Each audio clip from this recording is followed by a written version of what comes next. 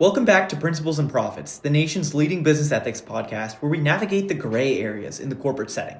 I'm your host, Rohan Jagar, and I'm joined by Anish Reddy, Vinay Satashia, and I'm Gautam Dharmar. And we're beyond excited to analyze today's topic with you, data privacy violations. As many of y'all have seen, there's been a lot of controversy around TikTok due to the national security concerns regarding data privacy.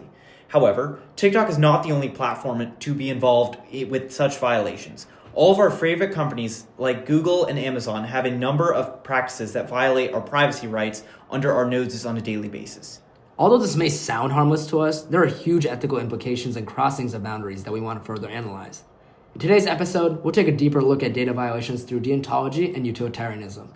Hey Nish, could you briefly explain deontology and its take on the ethical implications? Of course, man.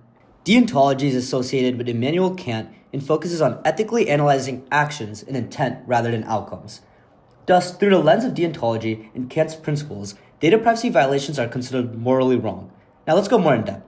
A company that knowingly shares user data without that individual's consent acts immorally, even if the data is being shared for non-harmful reasons such as targeting ads and creating individualized content to improve customer experiences. The deontological lens would say this is unethical because the violation of privacy is inherently wrong. Also, a core concept of deontology is a universality principle, which states that an action is ethical for everyone or nobody. If every organization disregarded data privacy, it would lead to almost anarchy, where all online users have no trust or autonomy. Kant specifically says humans are special and can never be used as means, but rather an end. However, using personal data without consent for financial gain treats individuals as a means to an end rather than as ends in themselves, which contradicts his principle of respect for people. But I'm curious, Vinay, how do utilitarian perspective analyze this issue? Yeah, of course. So utilitarianism is one branch of consequentialism, which evaluates the morality of actions based on their corresponding consequences. In utilitarianism, we evaluate consequences not only to oneself, but to others as well.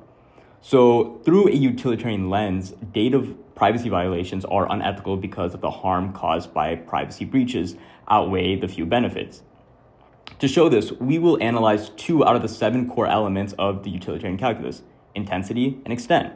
Starting with intensity, data privacy violations cause severe harm, including identity theft, financial loss, and emotional distress.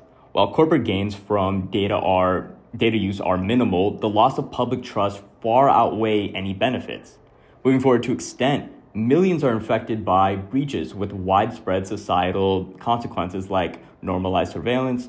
For instance, the Cambridge Analytica scandal exploited data from 87 million users. The harm outweighs the benefit, which is only experienced by the top corporations.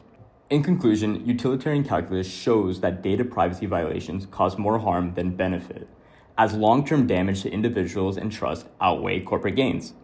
So while utilitarianism weighs overall consequences, deontology prioritizes moral rights, which raises the question, should societal benefits take priority or do fundamental rights outweigh outcomes?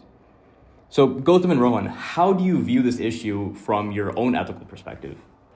Well, just to start off, as a deontologist myself, I am a believer in the importance of universal moral principles. People have a fundamental right to privacy, and any action that violates that right is inherently wrong, regardless of its consequences.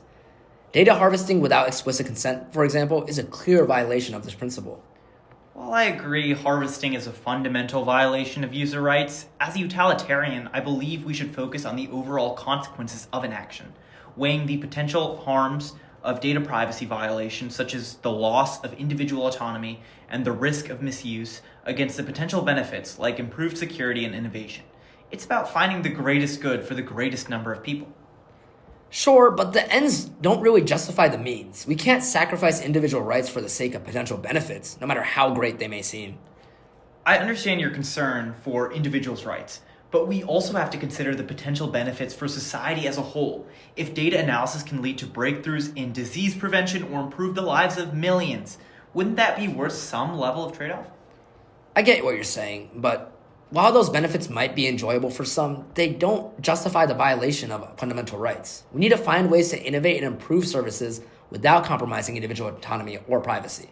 I got you. It's a balancing act. We need to find ways to leverage data for good while minimizing the risks. This means implementing strong data protection measures, ensuring transparency, and obtaining informed consent from users. For sure, companies have a moral obligation to respect user privacy. They should prioritize ethical data practices, even if it means sacrificing some potential profits. Completely agree. Companies need to be mindful of both the potential benefits and harms of data processing.